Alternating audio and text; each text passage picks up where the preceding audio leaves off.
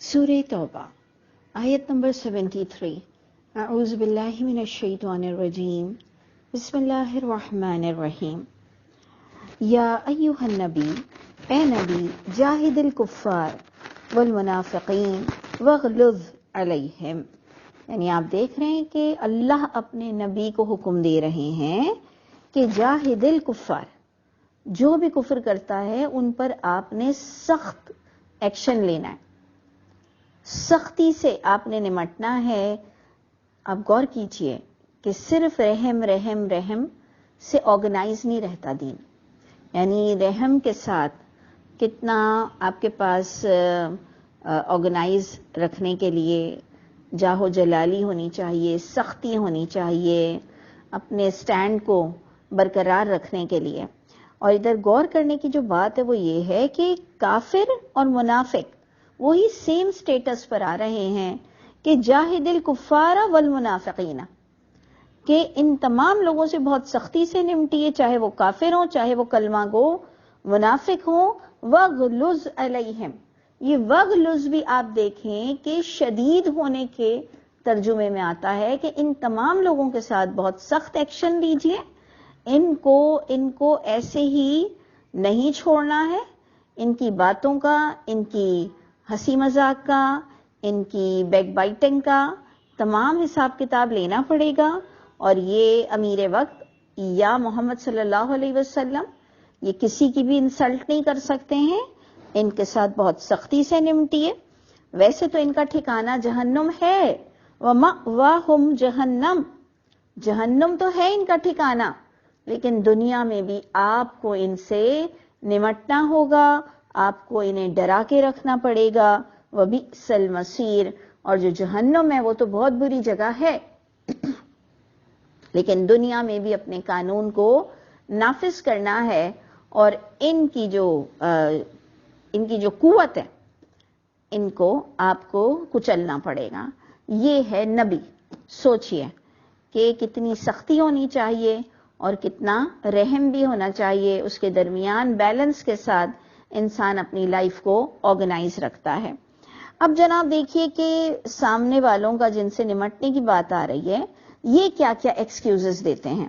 یہ کہتے ہیں کہ یحلفون باللہ، یہ حلف اٹھائیں گے اللہ کا، یعنی جب ان سے سختی سے نمٹا جائے گا تو یہ حلف اٹھائیں گے، قسمیں کھائیں گے اللہ کی کہ ما قولوا، انہوں نے کوئی ایسی غلط باتیں نہیں کہیں۔ اور اگر آپ کو یاد ہو تو پچھلی آیتوں میں ہم نے پڑھا کہ استغفر اللہ، کہ یہ نبی کانوں کے کچے ہیں، استغفر اللہ، یعنی فیوریٹزم کرتے ہیں اور لوگ ان کو شیشے میں اتار لیتے ہیں اور جس کی بات سنتے ہیں اس کے ہو جاتے ہیں، اور پھر ہنسی مذاق اڑا رہے تھے نبی کے معاملے میں۔ تو اللہ تعالیٰ کو یہ سب چیزیں بالکل پسند نہیں ہیں۔ اللہ تعالیٰ نے فرمایا کہ یہ قسمیں آپ کھائیں گے آپ کے پاس آ کر اور کہیں گے کہ ہم نے یہ ساری باتیں نہیں کہیں۔ اس پر دیکھیں آیت بتا رہی ہے کہ وَلَقَدْ قَالُوا، یہ قسم کھا رہے کہ ہم نے نہیں کہی ہے، اللہ کہہ رہے ہیں انہوں نے کہی ہے۔ اللہ تعالیٰ انسان کو، ہم سب کو، اپنے نبی کو یقین دلاتے ہوئے کہہ رہے ہیں کہ وَلَقَدْ قَالُوا، البتہ یقیناً انہوں نے یہ گندی باتیں، فضول باتیں، ہنسی ٹھٹے کیے ہیں۔ کلمۃ الکفر جس کو کہا جا رہا ہے، انہوں نے کفریہ کلمہ نبی کے لیے کہا ہے۔ وَكَفَرُوا، اور انہوں نے کفر بھی کیا ہے، بعد اسلامہم، اپنے اسلام لانے کے بعد انہوں نے واقعی کفر کیا ہے، جس کو منافق کہتے ہیں اسلام کے بعد۔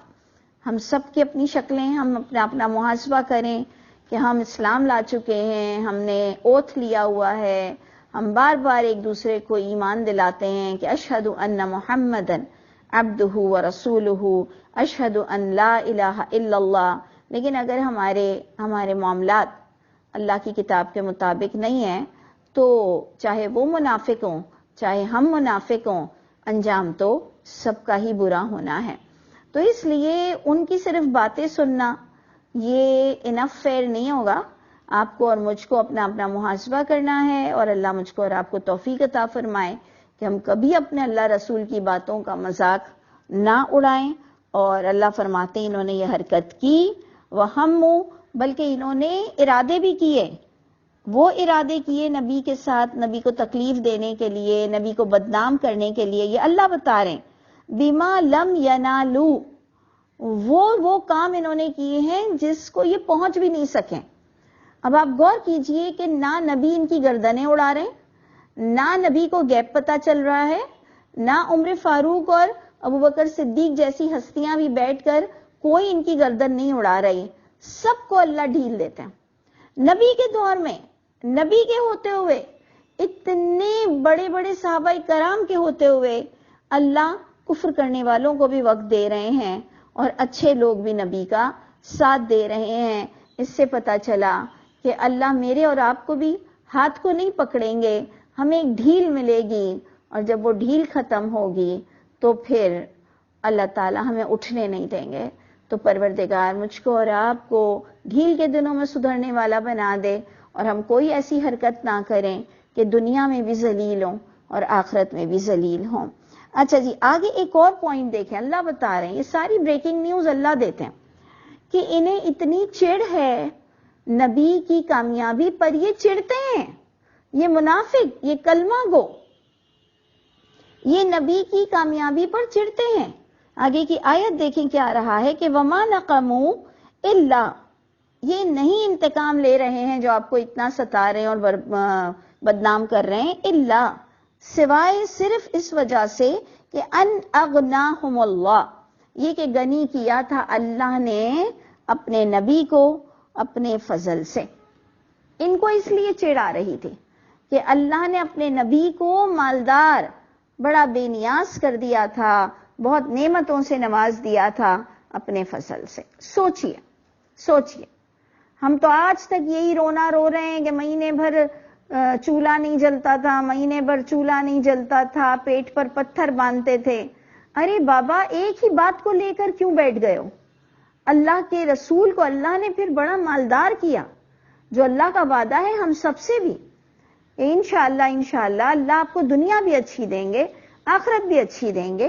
ہر تھوڑے دن سے تھوڑی سٹرگل آتی ہے، لیکن رب تعالیٰ نے اچھی دنیا کا وعدہ کیا ہے. اللہ ہم سب پر رحم فرمائیے اور ہم سب کو عبرت ہونے سے بچائیے گا. تو ادھر آپ دیکھیے کہ باقاعدہ لکھا ہوا ہے کہ نہیں انتقام لیا انہوں نے مگر صرف اس لیے ان کے منہ سے زہر اگلتا تھا کہ اللہ نے اپنے نبی کو غنی کر دیا.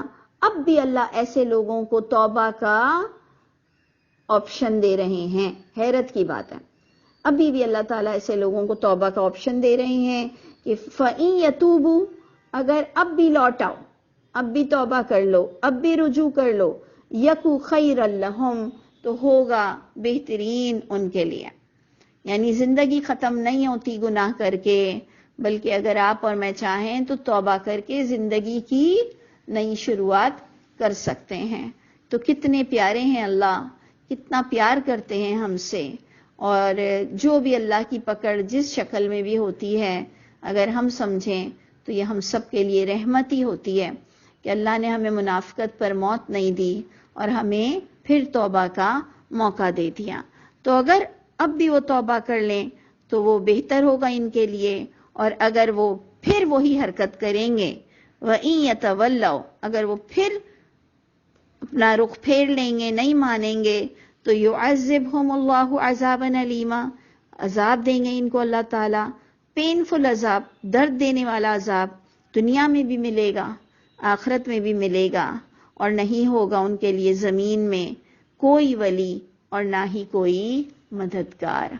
آج ہم دیکھتے ہیں کہ ہمارے پاس سب ہوتے ہوئے بھی لوگ ایک دوسرے کا ساتھ نہیں دیتے ہیں، لوگ ہم سے ڈرتے ہیں، لوگ ایک دوسرے کی بیماریوں سے ڈرتے ہیں.